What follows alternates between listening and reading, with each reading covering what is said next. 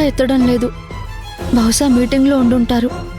మీటింగ్లో ఉన్నప్పుడు ఫోన్ సైలెంట్లో పెట్టడం ఆయనకు అలవాటు. మీటింగు ఎప్పుడు పూర్తవుతుందో, ఫోన్ ఎప్పుడు చూసుకుంటారో. ఇప్పుడు ఏం చేయాలి?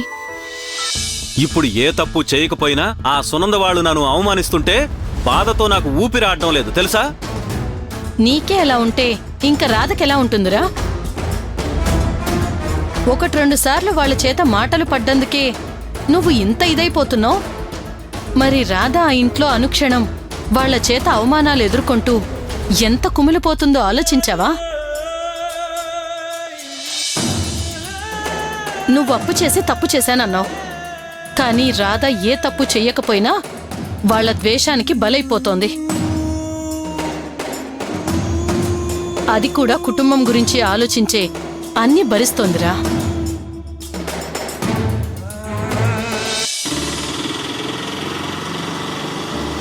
టైం ఎంత అయింది? స్కూల్ వదిలిపెట్టడానికి ఇంకా గంట టైం ఉంది. పెద్దమ్మ వాళ్ళ ఇంటికి వెళ్ళడానికి 20 నిమిషాలు పడుతుంది. అక్కడి నుంచి స్కూల్కి వెళ్ళడానికి ఇంకా 20 నిమిషాలు పడుతుంది. అంటే అన్నయ్యతో మాట్లాడడానికి నాకు 20 నిమిషాల టైం ఉంది.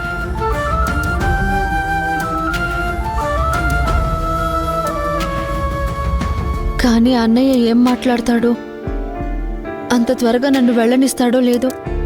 ఖుషి దగ్గరికి వెళ్ళాలని అన్నయ్యతో చెప్పలేను. అక్కడ ఖుషి ఎదురు చూస్తుంటే నేనిక్కడ అన్నయ్యతో సరిగ్గా మాట్లాడలేను. ఏంటి నా ఈ పరిస్థితి? ఆ ఇల్లు వదిలి వచ్చేయటానికి దానికి క్షణం పట్టదు. కానీ వచ్చేస్తే అప్పు తీర్చలేనని, పట్టాభి బారి నుండి తన కుటుంబాన్ని కాపాడుకోలేనని మనసు రాయి చేసుకుని బ్రతుకుతోంది. నేను స్కూల్కి వస్తానని ఖుషికి చెప్పాను. వెళ్ళకపోతే తను ఇబ్బంది పడుతుంది. ఎలాగైనా అన్నయ్యతో త్వరగా మాట్లాడేసి స్కూల్ టైం అయ్యేలోపు వెళ్ళాలి.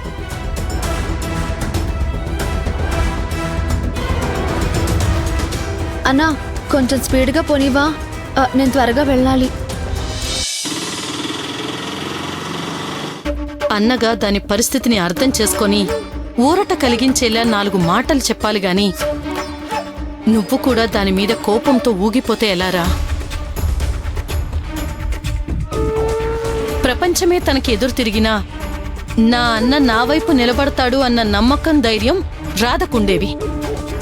ఇప్పుడు నువ్వు కూడా రాధకి ఎదురు తిరిగి దాని నమ్మకాన్ని కూలగొట్టేస్తే అది బ్రతకలేదురా. ఒక్కసారి కోపాన్ని పక్కన పెట్టి రాధ పరిస్థితిని అర్థం చేసుకోవటానికి ప్రయత్నించు బలరాం.